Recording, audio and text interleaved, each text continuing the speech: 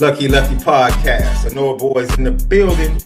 Brought to you by Onora Whiskey, OnoraWhiskey.com. That premium American whiskey, OnoraWhiskey.com. Believe Network, believe in Notre Dame, believe in LL, believe in yourself. Subscribe to the YouTube. Hit that thumbs up for us. Leave your comments and questions. We respond to all. You already know patreon.com/Lucky Lefty Network. Audio edibles each and every day. Apple Podcasts, Spotify, courtesy of Believe. Tap in with us. Get your automatic downloads set up. We're dropping audio edibles each and every day. Home of the misguided passion. And forever committed to making sure that we spin it different. Well,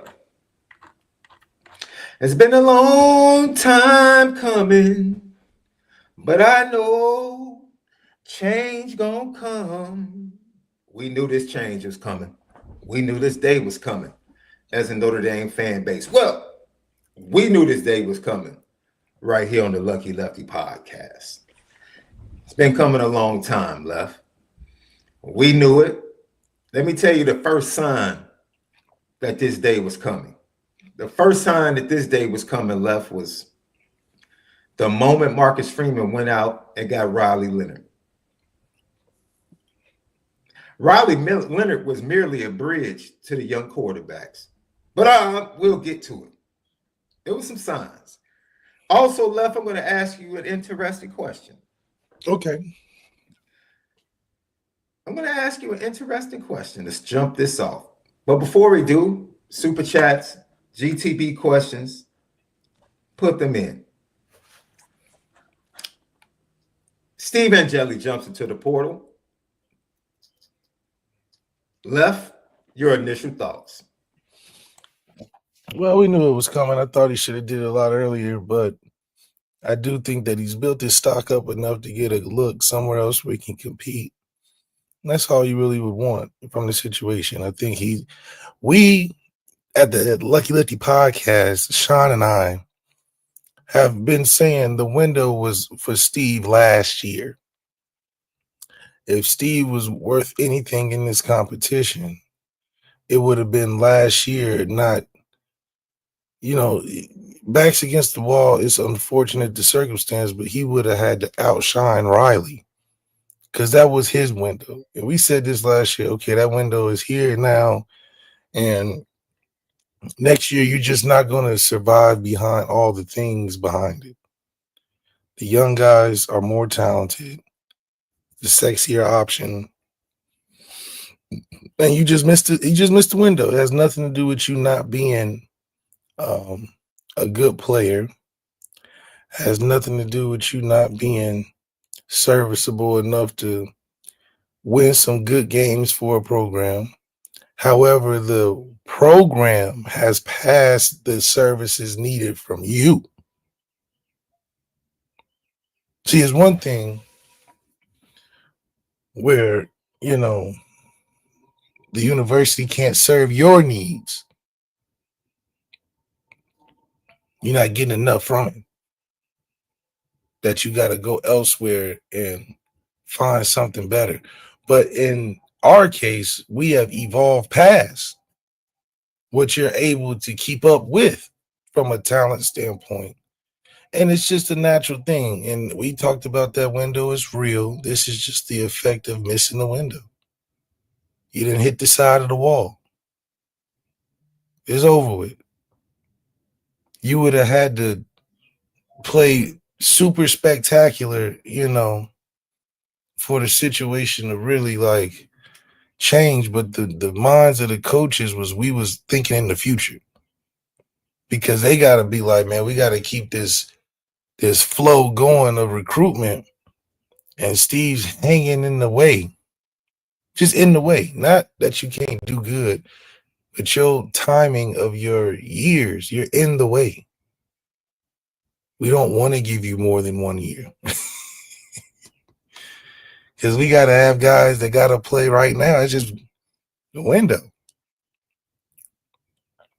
And so I commend him for sticking through the Sam and the Riley and even before that with Buckner. So it's just one of those things where, I mean, hey, you got enough callus built up that you can play anywhere. You know, you're really coming down from the mountaintop to service the base camps below with a bunch of wealth of experience. Your talent can fit in the certain system that's right for you, and we know where you can go. You can win a little, get into a championship game for Pac-12. I mean, not Pac-12, or Big 12, ACC. You can get yourself to a little championship game.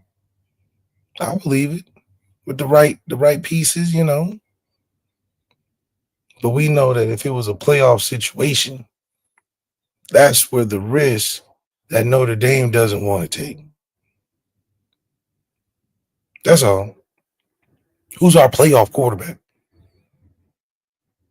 If you're not a playoff quarterback at Notre Dame, you just not gonna be able to get a chance. You're not a playoff quarterback at Notre Dame, it's time to go. So I think that he can go and have a Kyle McCord season somewhere. You know, and there's nothing wrong with that, because for a guy like Steve, it's about getting to the league.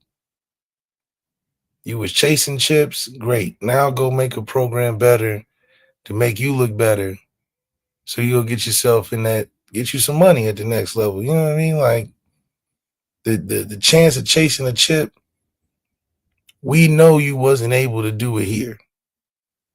We the chip chasers. You didn't have the right, you know, the right tools in your toolbox for this type of mission. But that's okay, because you done got plugged in when you was asked to and you played well.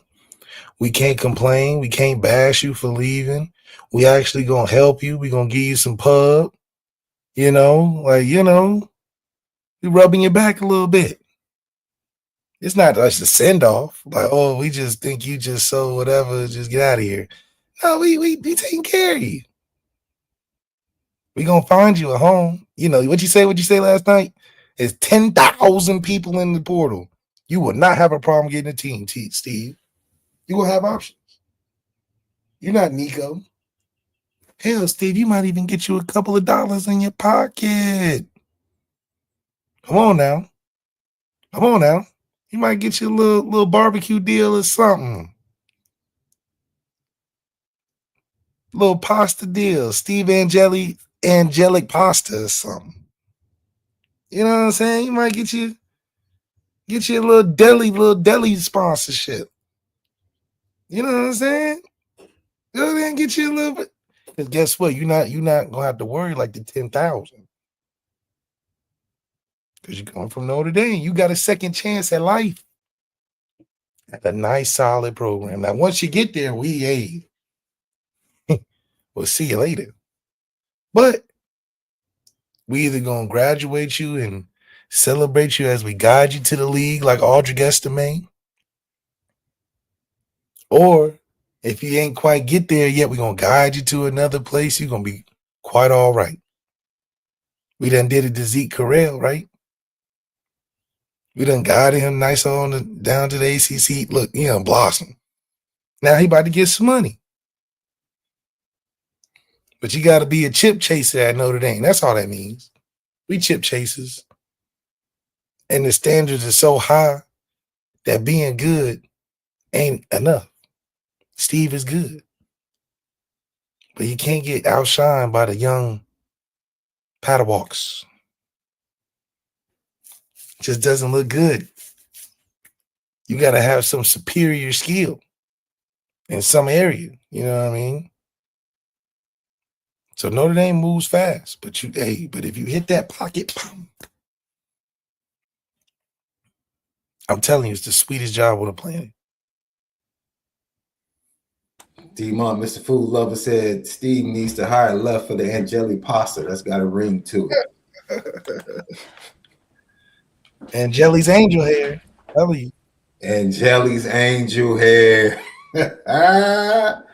Man, you gotta love it. But in all seriousness, um, I want to say congratulations. Yeah, I it's want the to say same. congratulations because despite the two young men that are going to be battling it out for the quarterback position going into the fall, the player that broke or changed the narrative, regardless of whether or not anybody else wants to give him the credit, the player that changed the narrative surrounding quarterback development or a quarterback getting better every year instead of regressing the longer he stayed at Notre Dame, the quarterback that changed that or was the first fruit of that was Steve Angeli. Because I'm here to tell you, his first spring, man, He got developed. he got developed. And it's been a long time since we've seen a quarterback come in, be recruited, evaluated, recruited, commit, come in, and get better and become better every year. That hasn't happened at Notre Dame. And Steve Angeli was the first. The first, yeah. Before the youngsters were able to do it, Steve Angeli was the first. And so, Everybody else, Jack Cohn came in. All these man, man. Tyler Buckner, regression. Drew Pine, regression. Steve Angeli is the first fruit of this new era of quarterbacks at Notre Dame to actually come in and improve. And hopefully, these two youngsters, whomever gets to start on August 31st, follow suit and gets better. Because if they follow suit, the quarterback position is going to be pretty good moving forward. Lucky Lefty podcast. So, Left,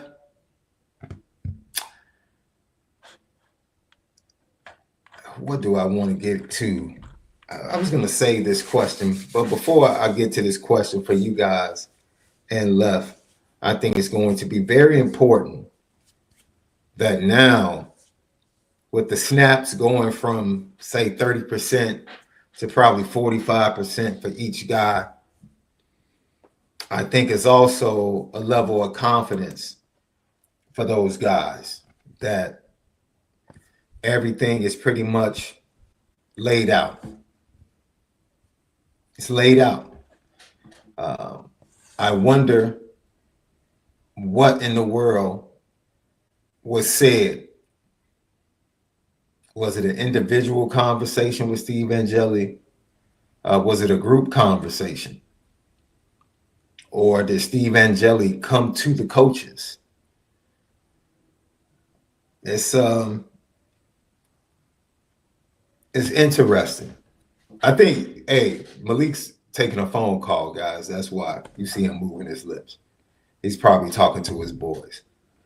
But it's very interesting. I think that's one of the things that, as time goes on, Marcus Freeman actually has a press conference next Wednesday. He has his last press conference of the spring. And I'm sure at that time he's going to be answering the questions that are going to come to him about Steve Angeli and how things progressed, and then about the other players like Kennedy Urlacher that may be hopping in the transfer portal in the next few days. So, yeah, I'm very interested in knowing how things went down. Very You not hearing me? interested. Say it again. You not hearing me? You on mute? I thought you were on the phone, bro. I told everybody you were on the phone. You were going at it too. I was like, man, somebody called him. He's usually when you pick up the phone, you know, you like turn your camera off. That's hilarious, bro. Because dang, your dialogue, somebody said it in the chat. Like, is he trying to talk or is he rapping? You were talking real fast. You were talking real fast. Hey, I was just trying to be a good co-host, bro. I was trying to stretch. I was trying to stretch. I was trying to stretch it out until you got off the phone. That was good. My bad.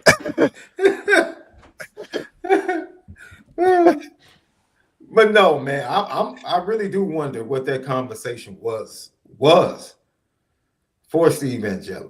See, these conversations aren't as big as you think. Like when Coach Kelly gave me that conversation, it was just very like, all right, this is what we finna do, okay, or maybe Marcus Freeman, because he's so Obama-ish, he can just dress it up, make you feel like it's a movie scene or something, but it's really like, dude, come on, bro. Like I can't, like, for instance, when I was talking about transferring with Brian Kelly, he was just like, I can't say nothing. Like, what, just don't go to a team we finna play at first. Then he was like, dang, like, okay, you done did so much for me. You done got right, certain things. You go anywhere you want. But that's back when you couldn't just, I guess, because, coach could block your transfer. Right.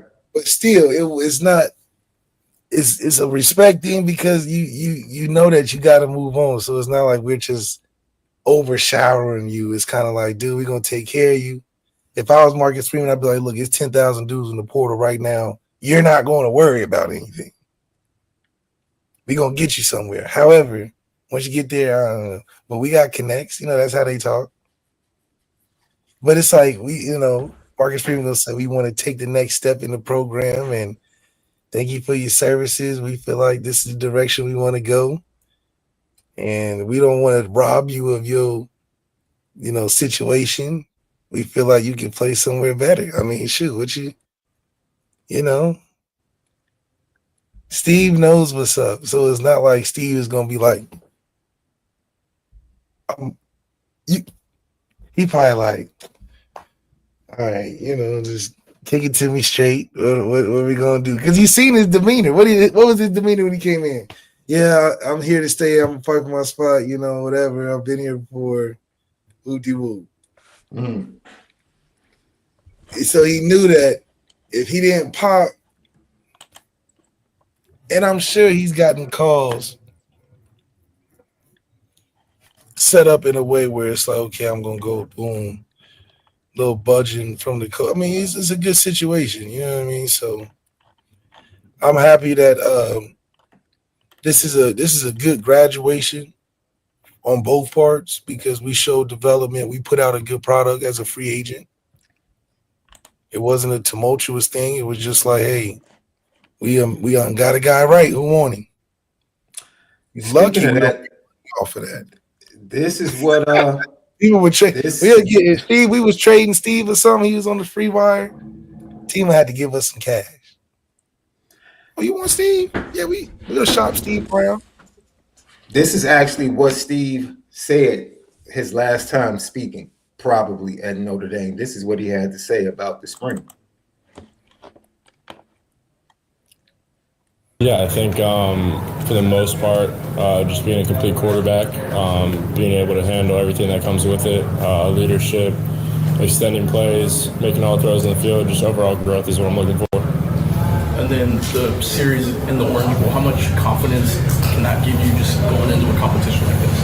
I already had confidence before that moment. It's great to go out on a stage and perform like that, but I was already confident before that, and yeah, it feels a little bit, but I'm just looking forward to compete. Your freshman year, you saw competition between two guys. What did you take away from that? What can you learn from experience, kind of sitting back and watching that? Yeah, the biggest thing is competition brings the best out of people, and it really just makes everyone better. Competition is a good thing. The world is meant to be competitive. Just seeing that competition and other competitions go on, you just watch everyone get better and grow, so it's really a great thing. Watching that back, you pick up anything watching it back now after you learn? He's like, man, the confidence is what grew, and what we talked about last year needed to be a thing for him anyway. So as long as we've instilled the confidence that you can play at this level, it's like, man, let me just get somewhere where I can play. That's kind of feel like his attitude anyway. And you understand that the more years you get into it, this is not high school football. This is a very agenda-based thing where it's like if I ain't fitting the formula, it's just nothing I can do. Respectfully. So either way it goes, Steve has been prepared and will be launched into a nice retirement team, nice, put him in the deep in the woods, give him a nice little cabin, you know what I mean? Non-threatening position. But he can get some money. He can still get to the league. He still have a good, Kyle McCord's gonna get a nice little draft spot. But that's all you ask for when you get a chance to get to the NFL. So either way, Steve is no different than what Sam Hartman got. A nice care package. Just like Drake's care packages, Notre Dame give you a nice care package. They done blessed Drew Pine. Drew Pine done rolled that thing out. And good for him. 3 different schools off of Notre Dame's back. Off of one season at Notre Dame, got you to 3 schools. That's a win. Steve Angeli probably saw that and said, man, I can go do a lot of things. Shoot, that's great. Sam Hartman came in, cashed in for a year. He's chilling behind Jay Daniels. No big deal. Riley Leonard about to cash in. We cashed him into a championship, about to cash him into the league. Getting about 2-3 seasons maybe. Air package. So you're winning. You're winning. You're winning.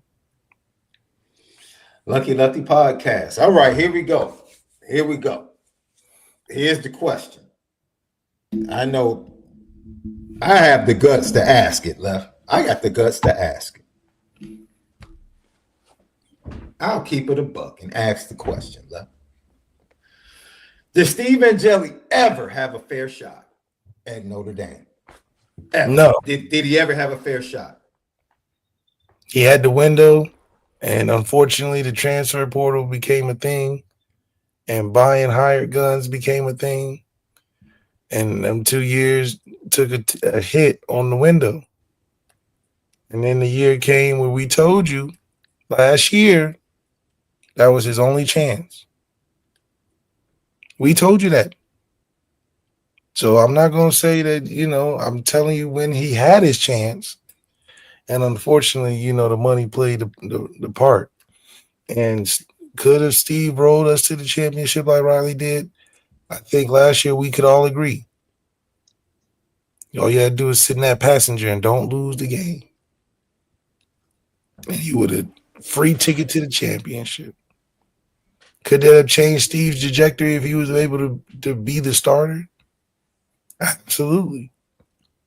But he missed that window, and unfortunately recruitment stepped in. Talent became to be apparent.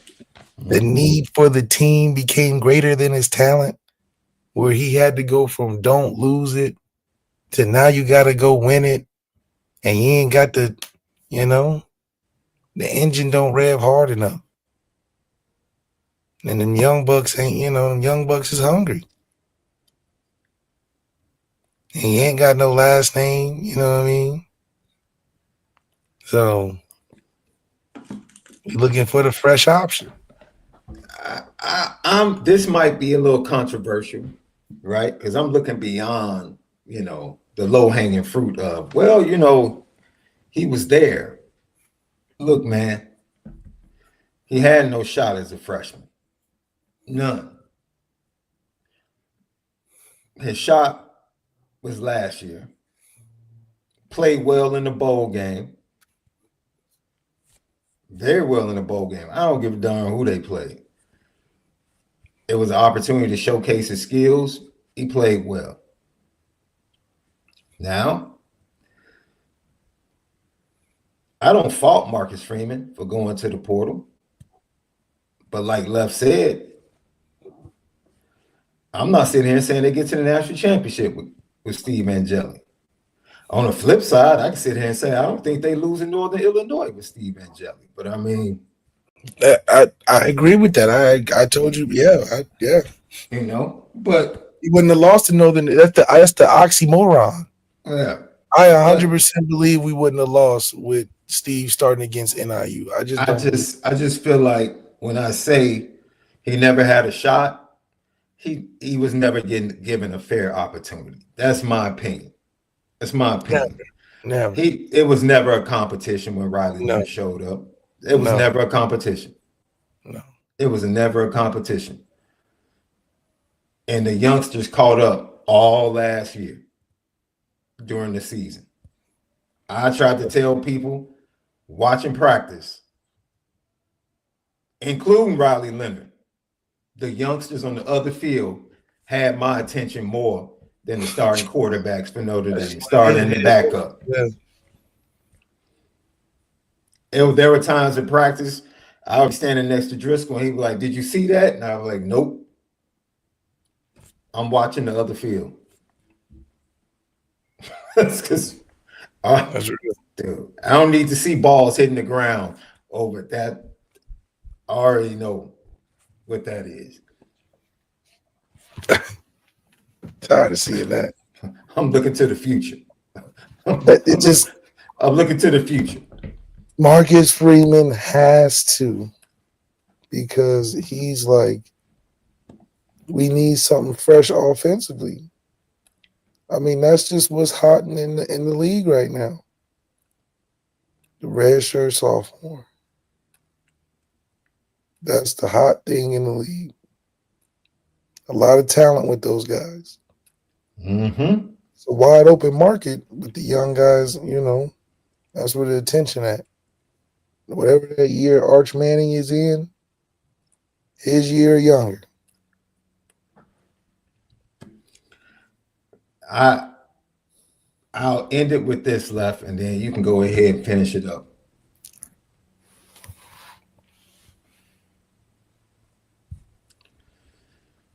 That was no fair shot. This year wasn't a fair shot. You know why? A fair shot to me, Left, a fair shot is a guy coming in and his best, more than likely, is going to give him the odds on, or make him the odds on favorite to win the job. To me, that's a fair shot. I mean, a fair shot is just giving him a legit chance, being like, all right, he's seniority, whatever, he's been here. He never had a shot this year. Never had a shot this year. Never had a shot. Never had a shot. All right. Because he couldn't gain the on-field experience to build up enough to hold off, right? You can't say, well, I've started one more game than them. That's not enough. With 2 years between you? Absolutely. That's why he needed to play last year to have a legitimate shot. That was a reservation this year. Yes, to be able to leverage. I have 10, 11 starts under my belt. Now that's something to think about. Now it's bigger than them talents. I started a bowl game in the Sun Bowl. I don't know. Nah, that's not enough. And so for me, honestly, man, I really had to think about it and say, man, this kid really never got a fair shot. And maybe that is an indictment on his ceiling, per se. It's not his ceiling. It's Notre Dame. Notre Dame demanded more. It's like, because we say this all the time. Like last week, you were like, yeah, Marcus Freeman is saying this, Marcus Freeman. I'm like, man, Mike Denbrock and Marcus Freeman know who they have a preference. They know who they're going to play the best guy. They know who they prefer. And he was never the preference. Because he didn't do nothing better than nobody. No. This is just my opinion. I'm not speaking something that I've been told. It just looks from the outside that Steve Angeli was just never the preference. He's never good enough. Steve Angeli is the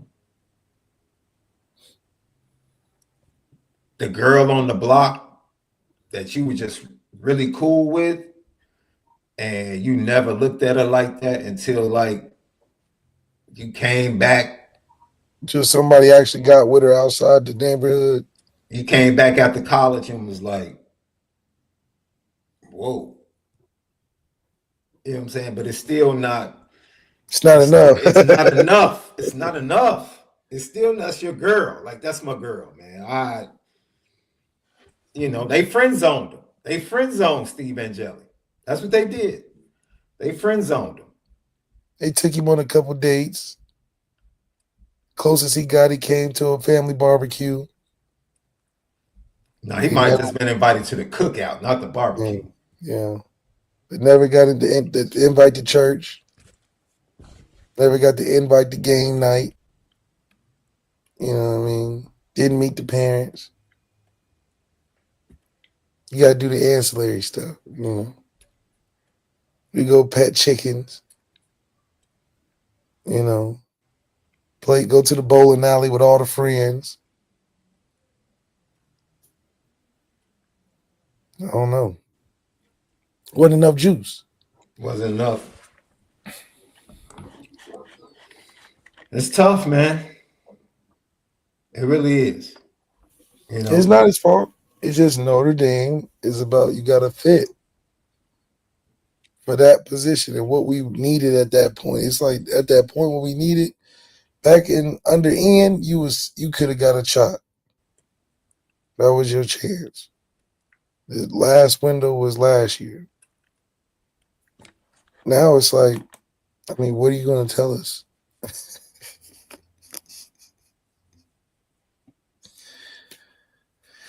What are you going to tell us, Steve? I mean, Jesus. Don't you want us to do better? I mean, I don't know.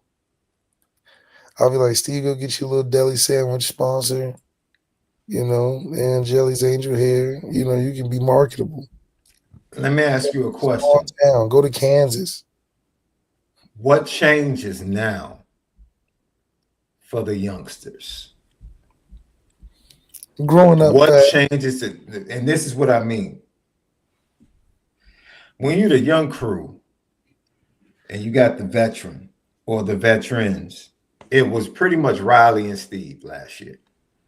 Starter backup. The young guns, we're over here on the opposite practice field, scout team, like we kicking it, we hanging out together. We're the young guys, right? You come into the spring, you're still the young guys, and you're chasing the veteran from a perception standpoint. Now you no longer have that, right? Like, like both of us, all right, we're going after him. Now you remove him from the equation. Now some of that camaraderie that was there organically over the last year and a half, now it turns into, all right, it's me against you. So now I'm very interested in how does that change? How do they look at it now?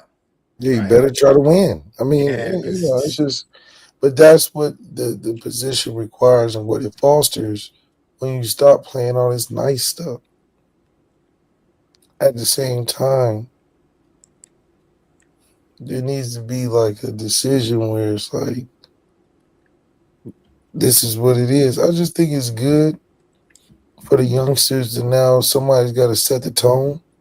They got to create the way for young guys to follow. You got to be the what do they call it? If you had 5 children, you the first one. You got to be the mom, the second mom. You got to. Mom's not here. You got to cook. Mm-hmm. You got to cook. You got to get right.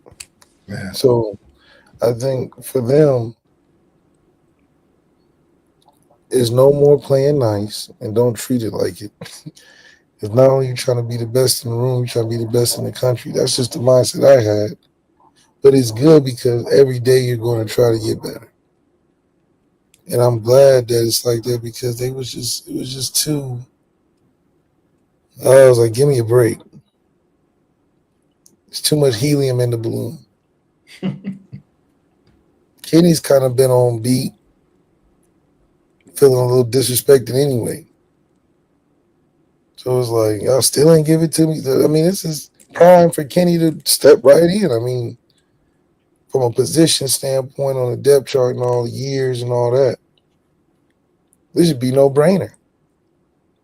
But you know, they're going. But this is no different than CJ and Dante, and that's I think will eventually be the difference. CJ dealt with this before in high school, just a step behind. Great option, but just not the greatest option until an opportunity came.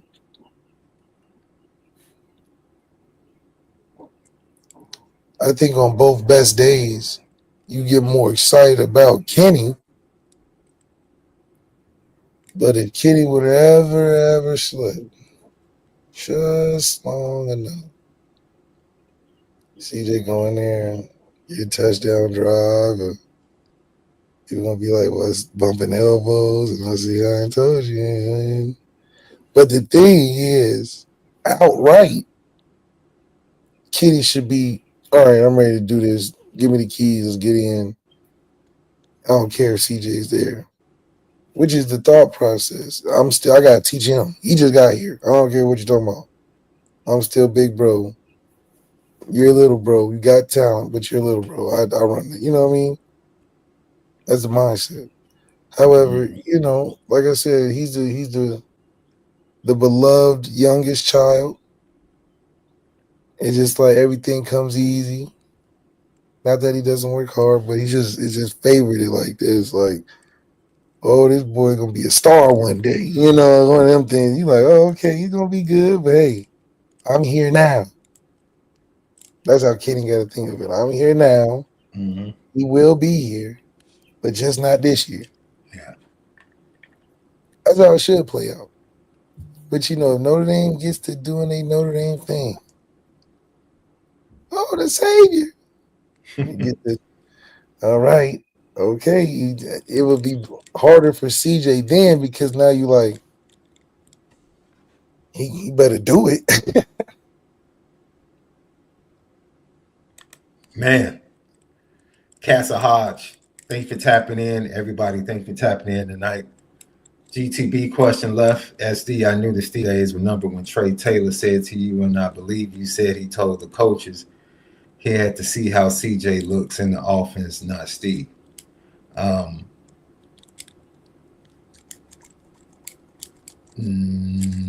He told me that. I cannot confirm what was told to the coaches, but he definitely told me last year that he could not see himself in the offense and see the offense when Riley was a quarterback, and he had to wait to see CJ in the offense. Now, the backstory of that is he probably mentioned CJ's name because of the pre-existing relationship he had with CJ because they were on the same 7-on-7 squad. So that's probably why he said CJ, because he didn't mention Kenny either. So, I mean, you know, I know the narratives are going to fall a certain way. So it's like, you can rabbit hole it to death. You know what it is. I just think that the results on the field is the results on the field. CJ made some good plays here and there. We know what he was going to get. Kenny, we know that a sculpted Kenny could take us over the top. That's what it is. I'm going to be honest, Lev, and I mean it. The young man never had a chance, bro. Who's Steve? No, once they made the move for Riley Leonard, it was over with. It was a wrap. But Steve knew back when they had Sam Hartman, when Marcus Freedom told him 2 years ago, hey, you're not getting it done. He wasn't ready then, but that was, if he was really like that, we wouldn't have had Sam Hartman. He would have took over the Tyler Buckner thing and been so far removed from this Kenny thing, it'd be like we'd be waving CJ off. I mean, we'd be waving Steve off into the sunset.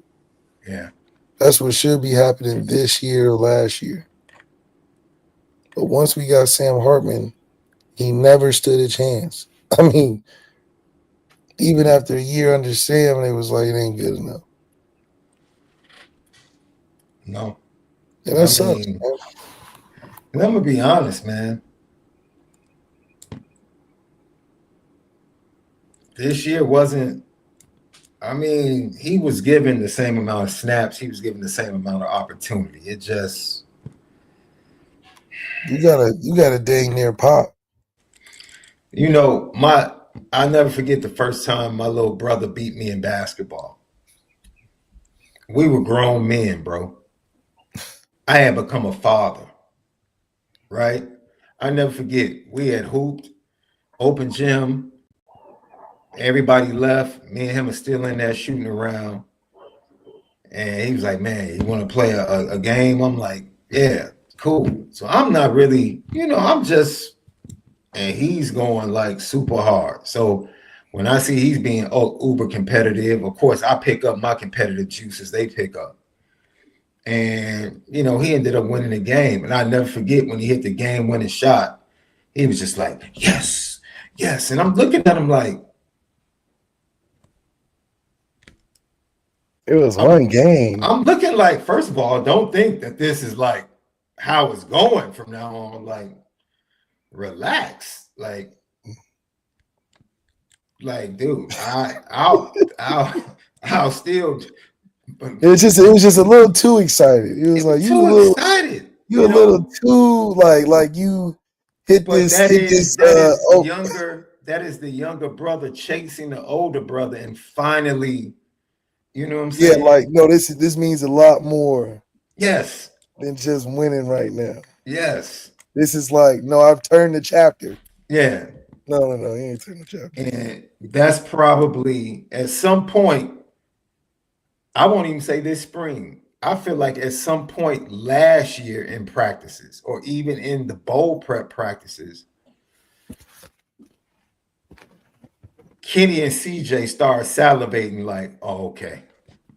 Yeah, we're just as good as him now. Like he was better than us at the start of the season, but we're right there with him now. That they had their moment where they were like, okay, yeah, he can't do nothing with me now. You know what I'm saying? And they went into the spring with that confidence. I fully believe that, love. This isn't something that happened over the spring. They went into spring with the confidence, like, because this wasn't like they came on towards the end of camp. Nope. From the first practice, reports were, yep, these youngsters. And, Not really. That's tough, man. So that's say, he really never had a chance. If we're just gonna keep it a buck, he wasn't part of the competition with Sam Hartman. But he had no shot with Riley. And yeah, and the youngsters had caught up to him. Truth, roof. Window had closed. Lucky Lefty podcast. So let's talk about it, Lef. How do you see it now? Marcus Freeman will tell us a little more when he meets with the media this upcoming Wednesday, but do you see it now? Marcus Freeman waiting long into the fall camp, or do you think maybe give it the first week of fall camp and then be like, we're rolling. Lights, camera, action. Time to set the stage. Because at that point, what you waiting on? Yeah. I think the decision could come sooner than a lot of people think. It could. Yeah, and I think that is you don't have a bad option. You just need to develop whatever it is and get them ready to play. don't make it like one is so much better than the other. I think on a positive note, you can't go wrong with either one because they both got to prove something at a certain point in the season. The team is going to be good as a support system, but they have the talent to turn the key in the engine. So it's like, okay, well, shoot. It ain't like you're playing with scrubs. So your curve is going to be a lot faster because guys are going to be a little bit better for you. So that's why you can win 8 games at the minimum. You know, we're just going to be better than most teams. Yeah. From a talent roster standpoint. Now, when you get to 9, 10, 11, 12, 13, see these different waters. Because now, okay, they're good too. Because you ain't going to run past these dudes. We ain't just going to. We're going to be doing our part. But it's going to be plays you got to make for all the marbles. And to find that guy is hard. It's going to be hard. I think as time goes on, those quarterbacks start. See, if this was 6 years in the future, and Nico done went to like 2 or 3 playoff runs, and he goes with Tennessee and said, "Hey, Tennessee, I need to bump that 2 to 4." I think they would have gave it to him because he would have resume. You know what I mean? People would start realizing it's hard to get a playoff guy. So if Nico had 2 playoff runs and then went to Tennessee and said, "Hey, my last year, potentially bump that 2 to 4." I think they would have got it. I think he would have got it. Because then it would be like, okay, it ain't like you can just get a playoff quarterback off the top. But that's after years of seeing how the playoffs forms different categories for people to recruit by. Because the transfer portal is big now because it's just come build a team. But eventually, them top teams, transfer portal going to be real slim. Yeah. Yeah. Lucky Lefty podcast. I think, I like making sure that it's clarity. Justin Kane said, but Steve got all the time with the ones when Riley Leonard was out with the injuries, so he could be prepared as the backup. It wasn't like he was getting the shot to compete with Riley Leonard. He was getting the reps. A vacancy. Yes. It's like Riley Leonard came back, not even leg not even fully healed. That's like if a teacher has maternity leave and she's gone for a couple of weeks. Let me tell you how you know he had no shot last year. Riley Leonard was dreadful to begin the season, to the point that the entire fan base was clamoring for Steve Angeli. And that cat Marcus Freeman came to the press conference and flat out said, "I'm not even thinking about going to Steve Angeli. It's not even an option." That's what he said, yeah. Left. That's what he said. That's what he said. And Riley was looking. He had every reason.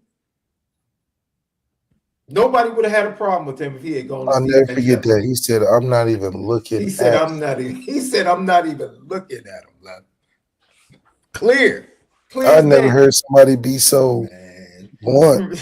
Those spring reps with the ones meant nothing. That was a straight. Nothing. Called a real serious straight. Man. He's like, what that got to do with me? I'll never forget it. I was like, yo. He said, damn, like, he was so confident on an unknown Riley that he said, I don't care how bad it gets.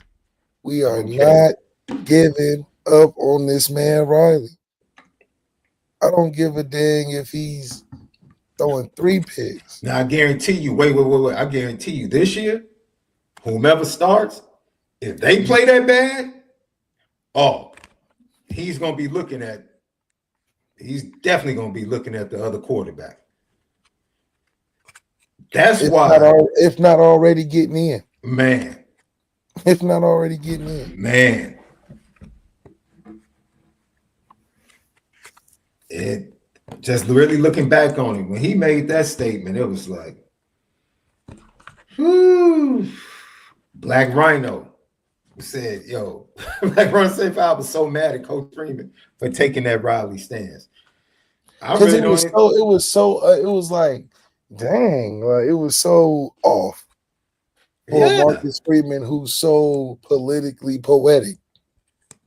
Oh, well, you know, he does great, but everybody does great. This man said, I'm not thinking about a backup, especially Steve Angeli. Like, he could have just said his whole government. And this is coming after one of the most, like, unprepared performances. I mean, it wasn't bad. It was just so unprepared. It's like, dude, you don't even know what's going on. They just threw you in there.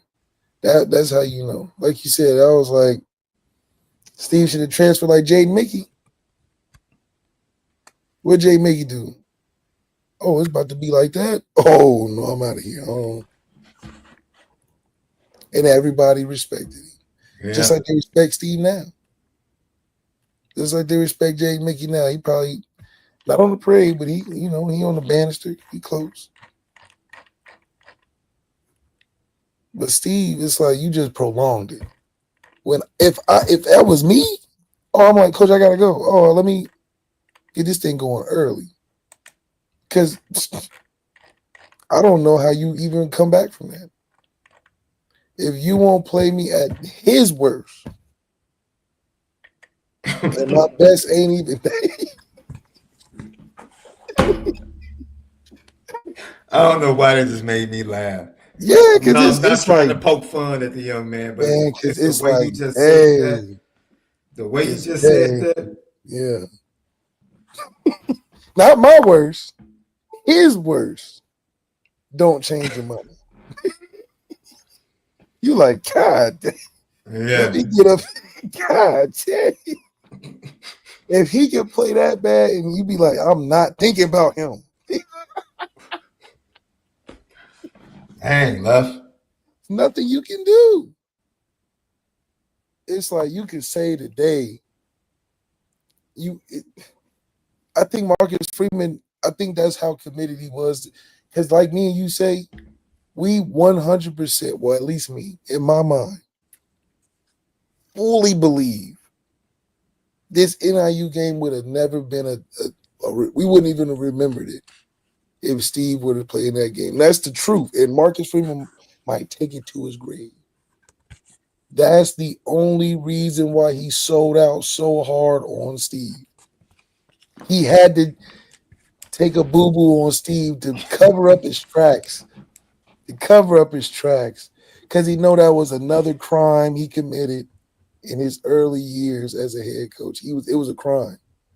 No, and nobody wants to talk about it. It's like the 9/11 Building 7. How'd it just fall? He didn't even get hit by nothing. He said, the real reason I'm salty is because Steve would have won that game. I was out here playing with the money. I knew Riley wasn't ready, but I thought NIU was trash. Riley would get on track against a trash team. But now my plan, it didn't work. And I cannot let people start putting out conspiracy theories that Steve would have did this without a doubt. And Steve would have. Steve, that's a perfect Steve game. But that's why Marcus Freeman had to go in there and say, nope. Don't start talking about Steve coulda, woulda, shoulda. I was not thinking about him, even when Riley was playing bad. And he cut it off quick, didn't he? He cut it off. He was real short with it. Like. Yeah. And nobody, it's like one of them dry snitching questions. Like, dang, nobody asked that. I don't think nobody prompted Marcus Freeman to say that. He and that's why I'm like, Steve never had a chance, bro. Never, bro, never. If that's when you have to. You know what? Your advice which would have been, you said there's no way Riley, dealing with what he dealt with missing the spring, is going to fully be able to operate Mike Denbrock's offense effectively. They knew that. I said things, look, I saw certain things in the fall practice, and everybody was like, oh, everybody misses passes. And I'm like, nah. Marcus Freeman, that's what, and then we'll go back to another Marcus Freeman truth. Remember Marcus Freeman said, I got to bring up Marcus Freeman truth now. What did Marcus Freeman say first thing when they lost? Everybody thought we was going to run through the schedule. Everybody thought it was so easy. No, you thought it was going to be easy. So easy that you thought you could roll out this dude with no preparation time, thinking he can prep during these sorry teams. 1,000%. That's the bigger goal he don't want nobody to talk about. The low-hanging fruit is Steve. Because that's the easy link to the bigger question. You thought you could get away with stuff, Marcus Freeman. You thought you was going to slide by. That's why you addressed it first and said, yeah, everybody thought we was just going to, it was easy. We were just going, no. You thought that too, Marcus Freeman. Shame on you. I mean, your advice, because what every coach said. Funny. It's funny how you say things left for the last 2 years, and then all of a sudden you start hearing the same thing that you said during the season. You said it over the summer. You were like, dude, he's going to struggle. And everybody was like, no, he'll be fine. The playbook isn't that hard. And you were like, he's going to struggle early. And as soon as he started struggling early, everybody's like, well, why didn't they play Steve? You said play Steve early. They sold out on Steve way before that. They said, look, but it's fair. Head coach, make that decision. What Nick Saban do? Hey, Tommy, quit playing with my quarterbacks. We playing. Like you can't have it both ways, right? You can't say, well, Riley's our guy. He'll be fine. He has all the fall camp. And then when he struggles, it's like, well, he really didn't have time to practice. Well, either it meant something or it didn't mean something. It became uglier and uglier to explain why you not playing Steve. Because you like, dude, if you talking prep, Steve should be the one, you know what I mean? Which we all believe preparation is important, right? Right? We all believe that. Can we all agree that preparation and practice time is important? I'm telling you, it is especially at quarterback. It is too hard, SD. Wait a minute.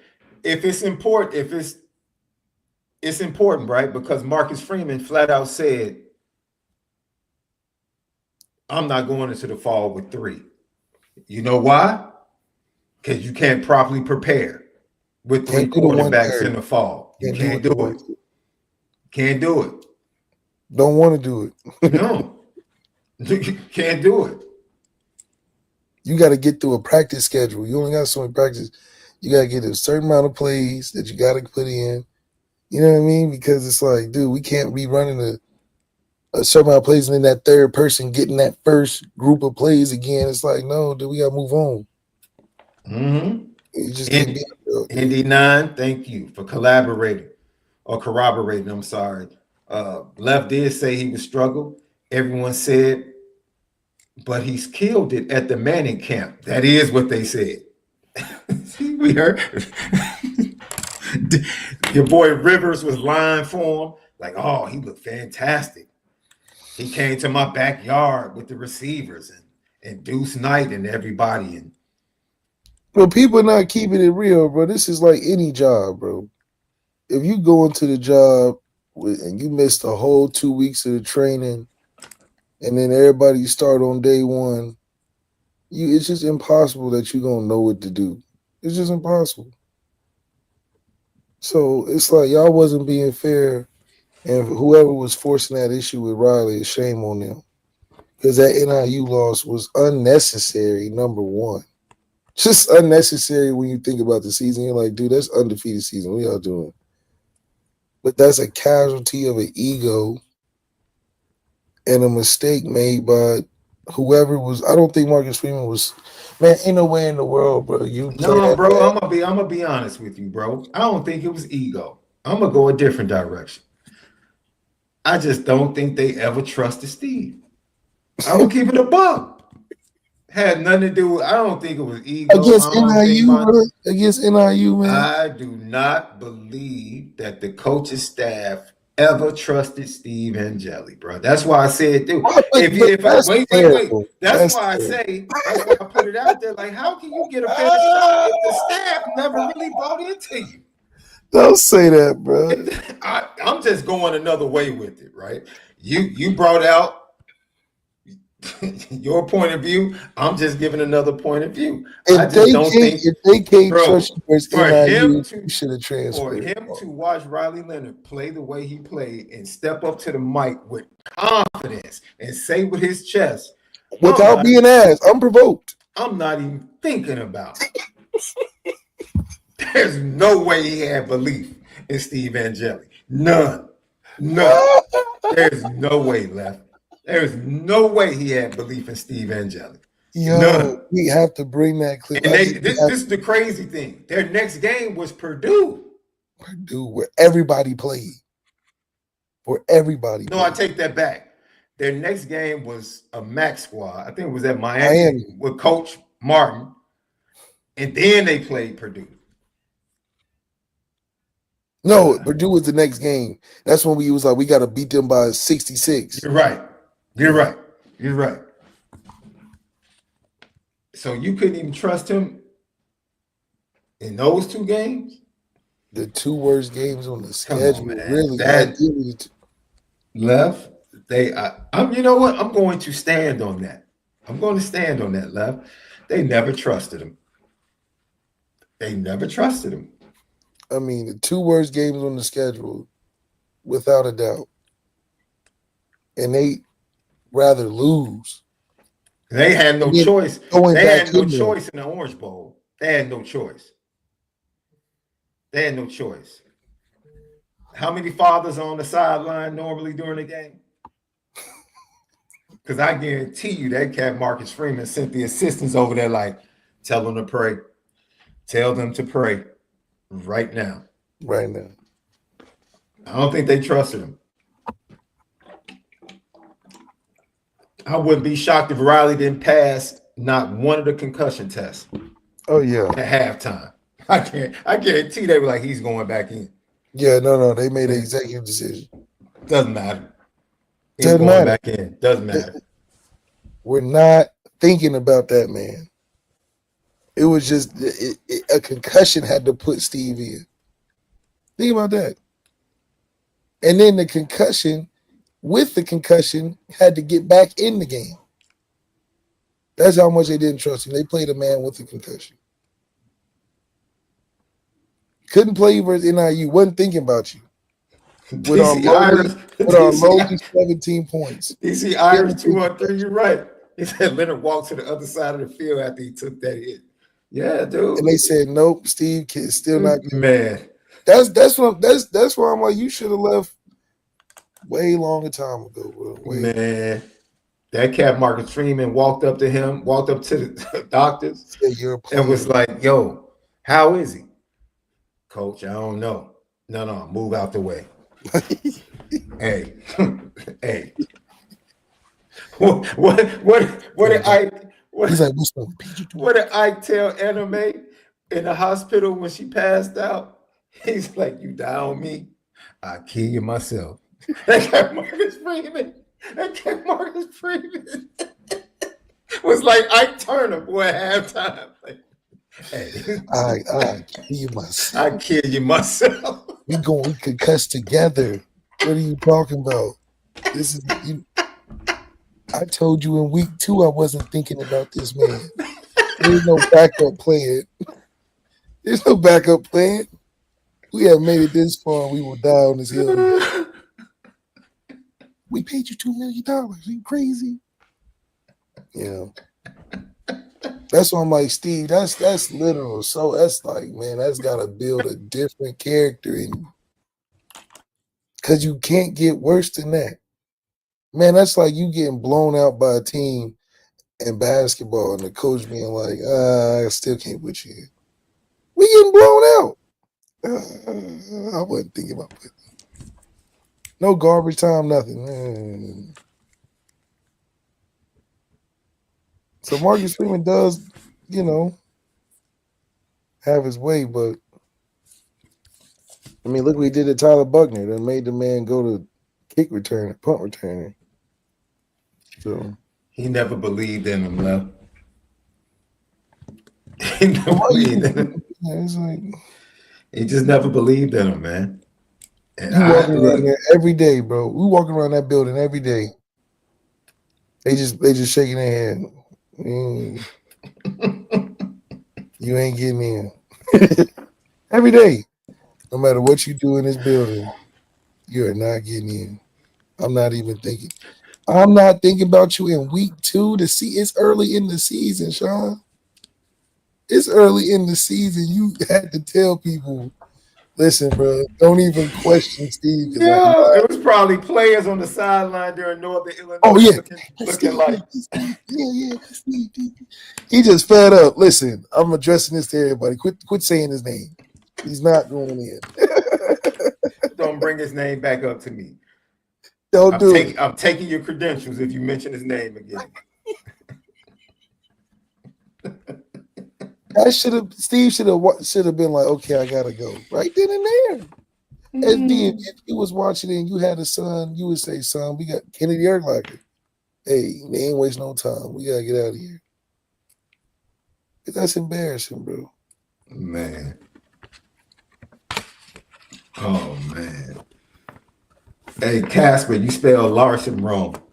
Jack Larson's name is with an E. Yeah, I just don't think they ever trusted him, man. And I'm just keeping it a buck. It's sad, bro. No. So that's why I say he never really got a shot, because I don't think the coaching staff just really ever believed in him. They never thought he was the guy. And even with getting better, they didn't think he would ever be able to do it. So I don't know about you. I had one of those in high school, bro. Like, you just so oblivious. It doesn't matter what they do. Like this person, every birthday, they would decorate my locker, bring me a cookie cake. Just couldn't get and I'm dude. I'm like, oh, thank you. Oh, thank you. Not thinking anything of it. Nothing romantic, nothing left. Just, oh man, that's so sweet. That's so nice. Just overlooking cats. Yeah, just taking the cookie cake and feeding other people with it. Like, hey, you want some of my cookie cake? Yeah, thanks, bro. I appreciate you. Let me just feed it to everybody else. And it's one of those things, I mean, it's like a weird thing you have to do, though, in college football. You got to, like, cut the fat. Every year, you got to cut the fat. And, yeah, we don't beat them without Penn State because they had no choice at that moment. Riley was going back to take concussion tests. They had no choice. They weren't about to waste years of eligibility for the youngsters. All right, that's all we got.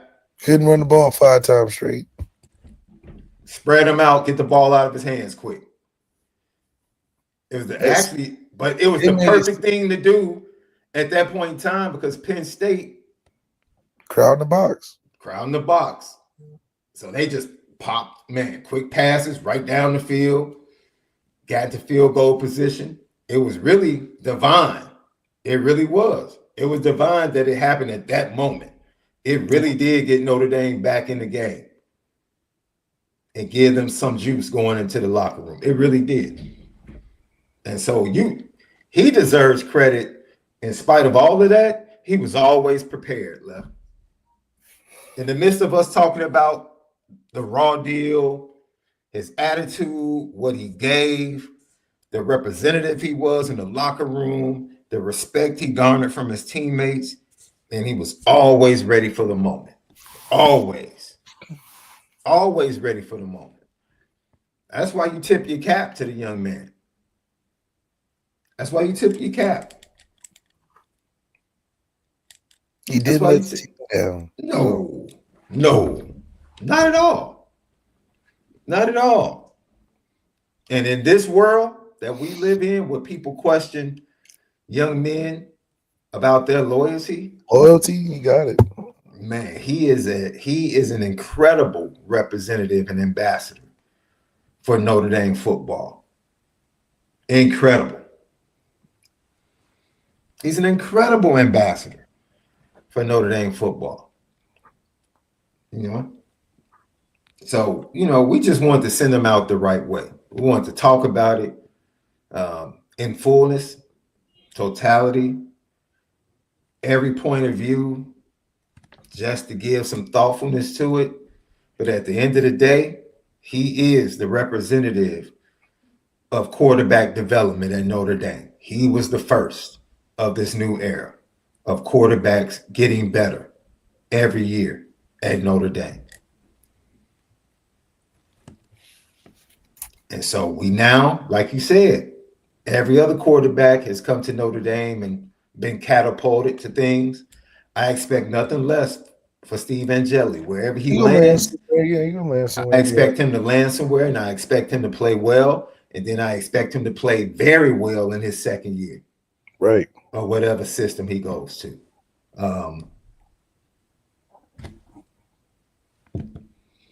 And that's pretty much it, man. Yeah. We just really want to show respect to the young man, and I guess 18 is free now. I don't know if anybody's gonna pick it up. He's free. DC Irish, I was just about to get into that. Everybody talks about Rutgers because he's from New Jersey. For me, that would be quarterback. That would be a step down, in my opinion. Yeah.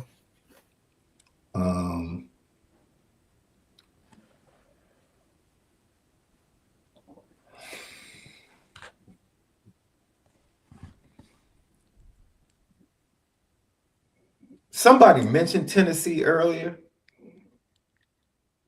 I don't know if he has the arm strength to be in Josh Heupel's offense, because Josh Heupel likes, even though he didn't have any arm strength as a quarterback, he prefers that his quarterbacks have arm strength because he likes to spread the ball out and throw it deep.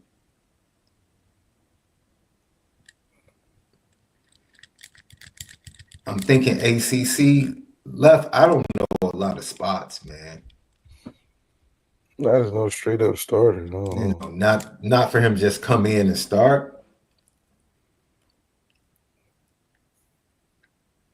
Now, the Damon Williams kid from Washington, I guess Tennessee was trying to come after him.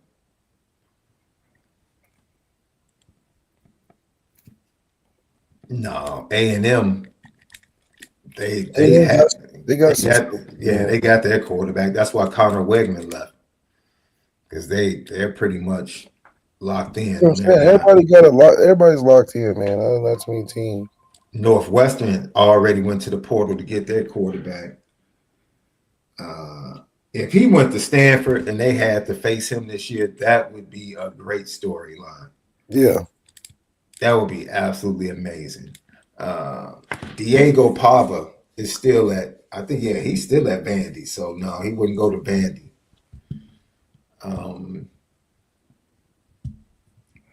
Kentucky, maybe? Yeah, Kentucky usually goes and gets quarterbacks in the portal. Maybe a school like Kentucky.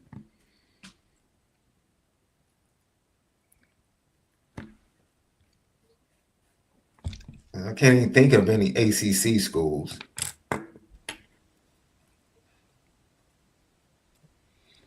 I don't know if North Carolina has an opening. Wisconsin? The fit, it would be Wisconsin would actually be a good fit.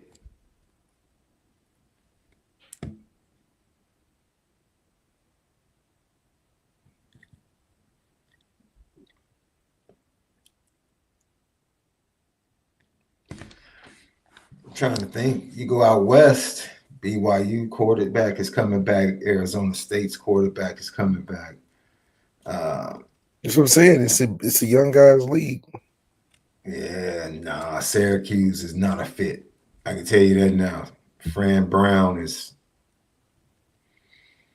not taking Steve Angeli.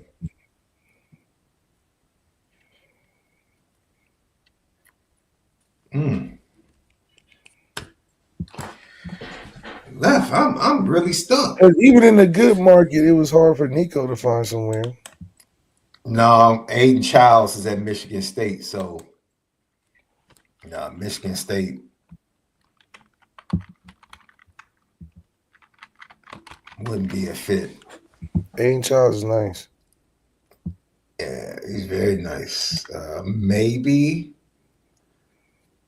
Cal, because of what's been happening with the program. San Diego State don't have a quarterback yet. You go there. Cal, maybe. Stanford, like we said.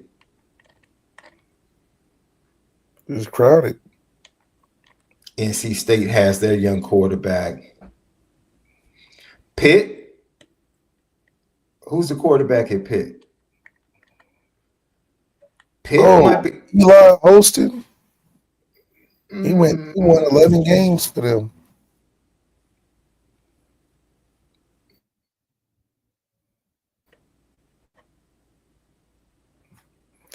I don't know. Is it West Virginia? I don't know. Let me Florida look at this. Now, Florida State got that Castellanos kid to transfer from Boston College. Oh, yeah. Boston College? Yeah.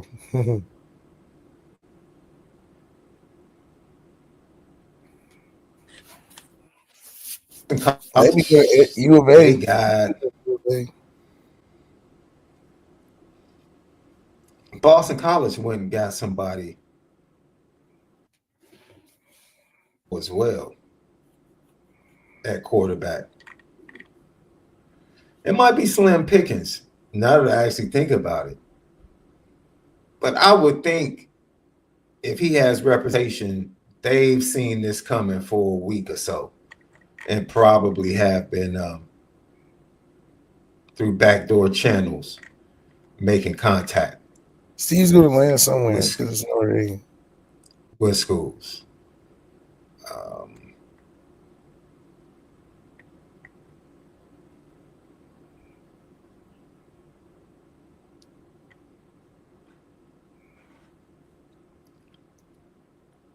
Yeah. It'd be interesting, though. The Arizona schools, no, Arizona State has their quarterback coming back, and Fafita's going back to Arizona. Yeah, Fafita's still at Arizona, so now the Arizona schools are out. Colorado's out. TCU and Baylor both have their quarterbacks. Texas has their quarterback. Texas A&M. The Big Ten quarterbacks are sewn up.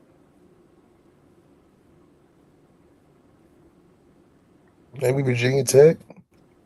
No, they got the Drones kid. Kyron Drones. Kyron Drones, yeah. Yeah. So they have him. I don't know. Yeah. It's slim pickings, man. It's slim pickings. Lucky Lefty podcast. Well, thank you, DC Irish. Man, some of y'all are crazy. UCF, Florida Atlantic, USF. I mean, he could find something. I don't know where it's going to be. He can go to Jackson State. Come on, man. He can get a better spot than Jackson State. Drew Pine ended up with Arizona State, Missouri, and come on, man. I think Steve has at least earned that path. Just strictly off his Penn State tape. Illinois, if he goes to Illinois, he'll have to sit behind Altmaier. Altmaier is a 3-year starter at Illinois. This is his 3rd year, so Steve can go and sit. Now, I don't know if he's willing to sit. Now, if he's willing to sit a year, the Illinois job is all his. It's all his. Before we get out of here, Left, thank you for everybody tapping in. Fran Brown. I don't know if you saw this, Left. He lost his best receiver to the portal, the Pena kid. And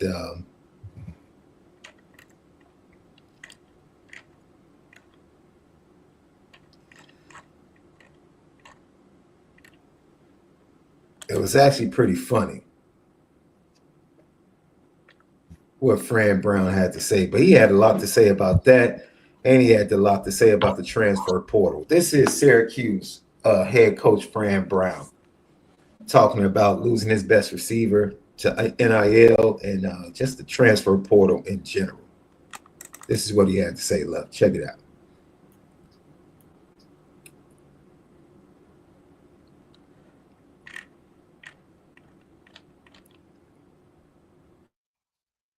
Boy, this shit live. But you gotta it's a lot that these kids deal with. So when they see 3 other dudes go in, they start getting more heart. And now they can do it, right? Because a lot of them ain't have the heart to do it and they feel they could do it. So like Easter coming up. I wouldn't be surprised Friday if all over the country, because now they ain't got to see the coach's face and go sit in front of him like a man and tell him if they would do it, right? So, man, you're going to get this going up. We got another week. I would say we're going to at least get 10 kids probably to go in. Some who may not even be on scholarship that will go in that we're trying to help get somewhere. But then there's other guys that like, yo, it's too deep in their position. Like, we've done a pretty good job recruiting here the last 2 years. So Fran Brown says he's going to have 10 kids jump in over the weekend probably. That's crazy, bro. Yeah. That's crazy. Because if Notre Dame, I suspect Notre Dame loses 5 or 6. Do they go now? Do they go to the portal? Right. If they have open spots, we heard from Marcus Freeman yesterday. At this time, we're not looking to go into the portal. But if something pops up, yeah. IU, once again, if he goes to IU, he has to sit because they got Mendoza from Cal already. Yep. As one of the top transfer quarterbacks. So it's an interesting market, man. It sucks to be around this time. Man.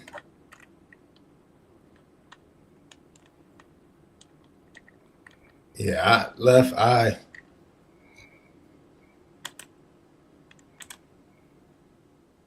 I don't know, man. It's pretty tough for him right now. And let's see. I think Fran Brown, I have one more clip of Fran Brown before we get out of here, Left. And it's actually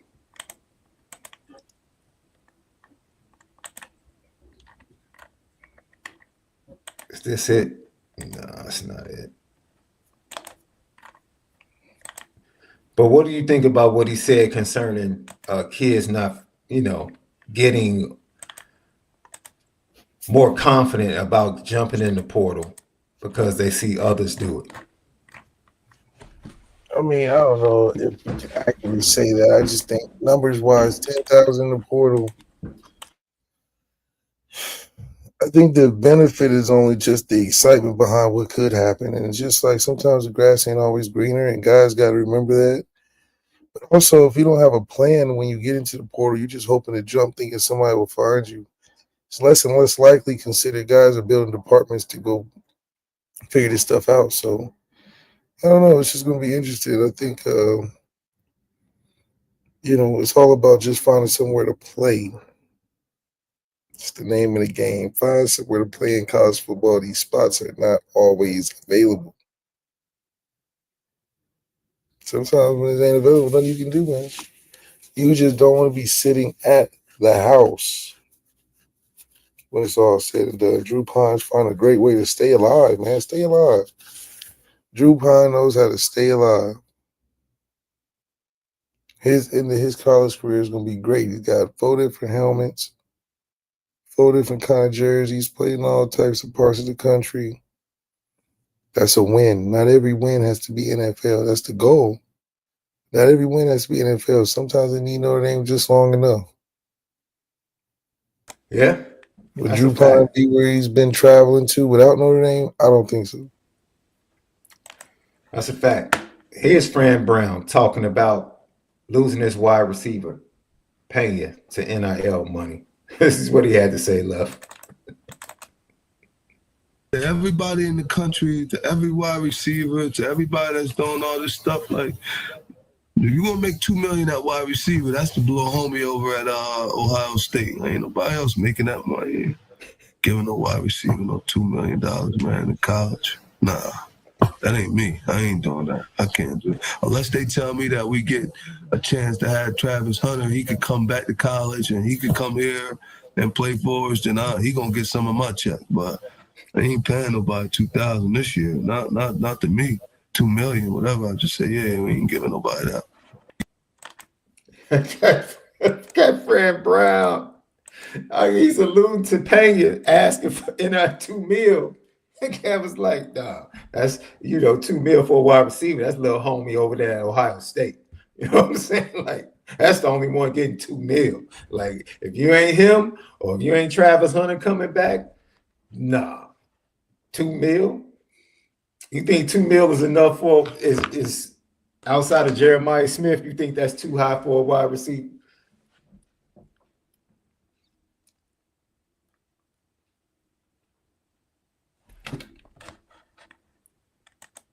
Yeah, I mean, who else is Jeremiah Smith? So I don't know. Yeah. Travis Hunter, I don't know. I think the Travis Hunter thing is like kind of wild. No, he's just saying that's the type of dude. Like, dude, like there is nobody else in college football besides Jeremiah Smith. Yeah. $2 million? Nah. And it made me think, what would be the highest paid positions NIL on your team? Give me the 3 positions that you would be like, okay, this is where the NIL money is going. Quarterback, DNs, and tackles, right? No, not tackles. Quarterbacks, DNs, and linebackers. See, I would go quarterback, defensive back. Yeah, DBs. I forgot. DBs and defensive end. Leonard Moore got $4 million off. Now, to be honest, salary cap wise, this is how Notre Dame is trying to win the way you win in the NFL. You get your young quarterback on his rookie deal, and then you go win with him. They got rookie quarterbacks right now, basically. Low NIL money right now. So that top 3 NIL dudes are probably Leonard Moore, Jeremiah Love.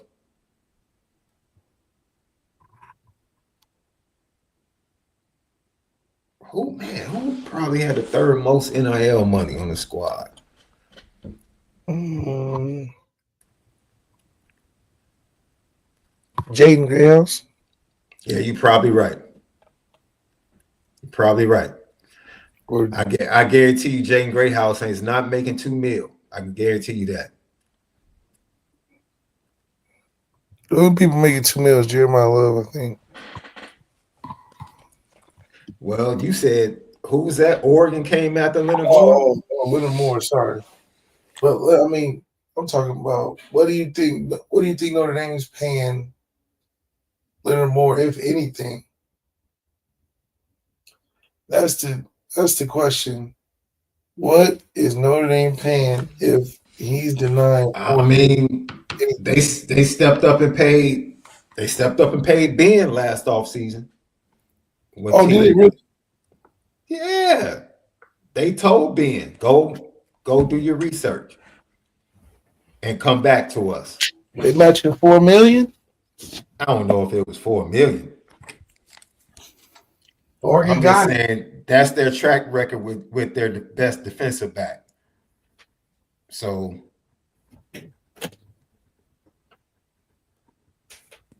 I would venture to say those are the top 3 paid guys.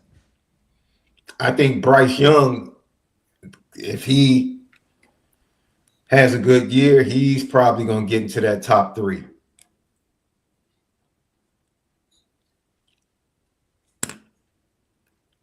He's definitely probably going to get into that top 3.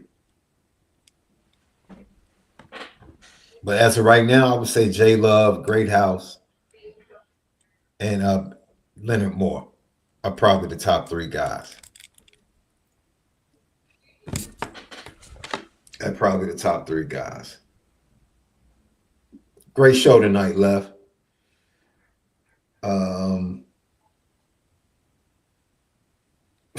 From an NIL standpoint, Hossy 03, that's good problems, right?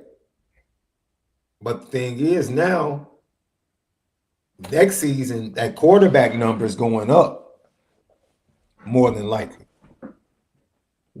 That quarterback number is going up, and you're probably bringing back 3 of the 5 offensive linemen. Great House is coming back.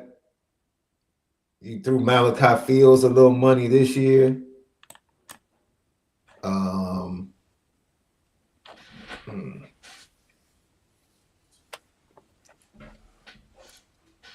That's why you bring in Mike Martin, Left. An NFL guy to handle the cap and the NIL money. You're right, success is not cheap. I feel you on that one. Well, we will not be with you tomorrow. We want everybody to enjoy Good Friday. Blessings to everyone. Eternal blessings and favor. Cherish and love one another. Cherish your family. Let them know that you love them and receive that same love in return. This entire weekend is wrapped up in love. No matter how you look at it, this entire weekend is wrapped in the greatest love of all. The greatest love you could ever experience. This is what this weekend is about. So everyone, enjoy your families. Enjoy the holiday. If you have time off, enjoy your days off from work. And just continue to be great conduits of love one to another, man. We love you guys. We thank you for your continued support. Apple Podcasts, Spotify, lock in with us. Download our audio edibles. We drop them every day, usually twice a day, around 7 in the morning, 4 p.m. in the afternoon. We have audio edibles dropping. And then subscribe on YouTube. Make sure you hit that thumbs up and make sure you leave your comments and questions, super chats, whatever. We respond to all, and we greatly appreciate you for how you continue to support Lucky Lefty Podcast. So for the original Lucky Lefty himself, Malik ZAIRE, I'm Shaun Davis. Have a great evening, a great weekend. We'll be back with you guys Monday. Monday, we'll be back with you guys for another edition of the Lucky Lefty Podcast. Unless some recruiting news breaks, then we'll see you guys probably on Saturday. Enjoy the NBA playoffs as well starting this weekend. But most of all, make sure you continue to spin it different.